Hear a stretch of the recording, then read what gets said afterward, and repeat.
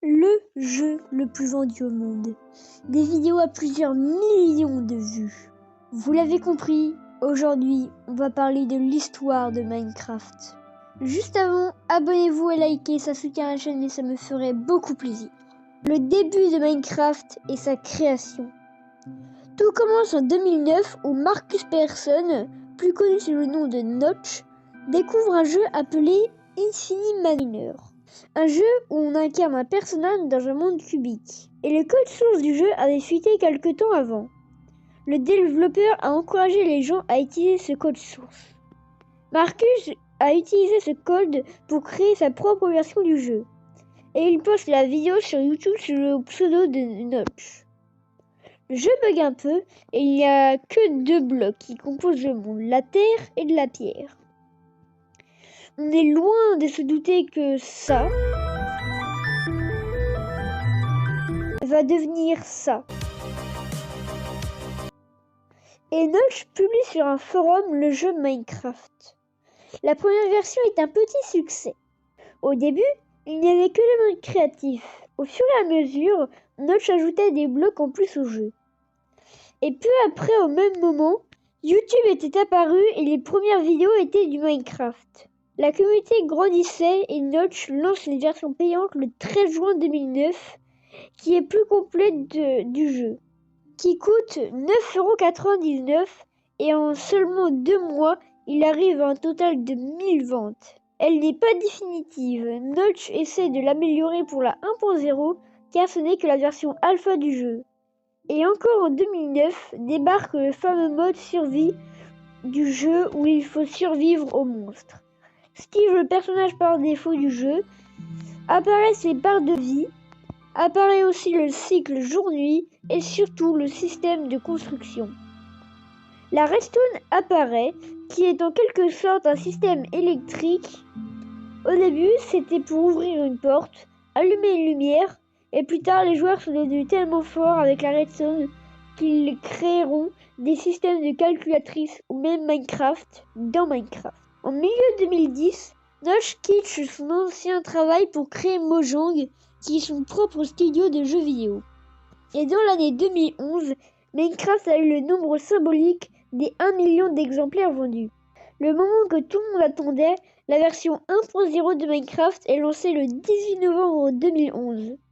Et pour marquer le coup, Mojang organisait le premier Minecoin, un événement communautaire du 18 au 19 novembre 2011 à Las Vegas. Minecraft coûte maintenant 19,99 €.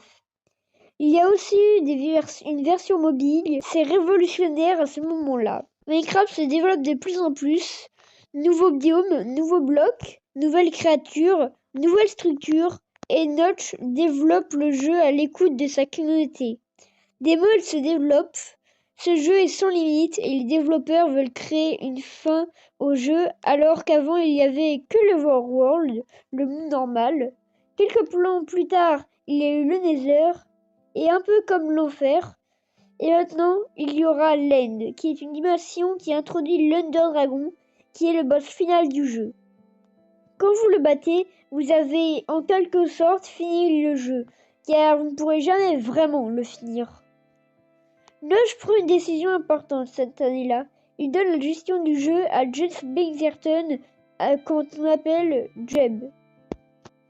Et Notch a trop de pression que le jeu devienne autant populaire en aussi peu de temps. Le rachat par Microsoft. Notch, qui en a eu assez de ce stress, le 17 juin 2014, il demande qui voudrait racheter Minecraft. À la base, c'était pour plaisanter, mais il y a eu plusieurs offres intéressantes, et parmi toutes ces offres, il y avait celle de Microsoft à 2,5 milliards de dollars.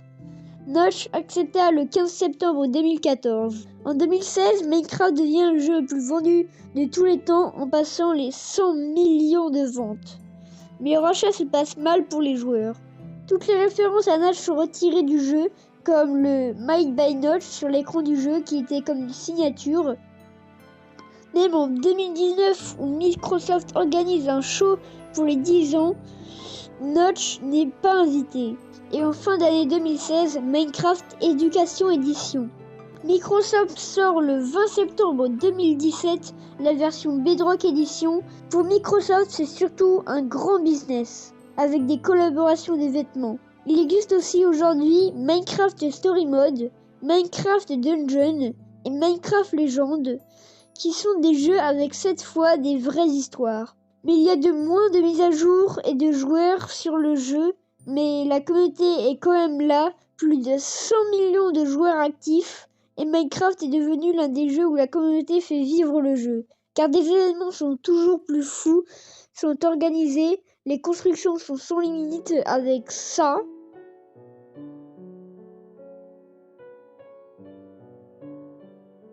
Des immenses systèmes de redstone, des serveurs comme Hypixel et surtout des mods pour ajouter des monstres, des blocs, des textures ou même des biomes.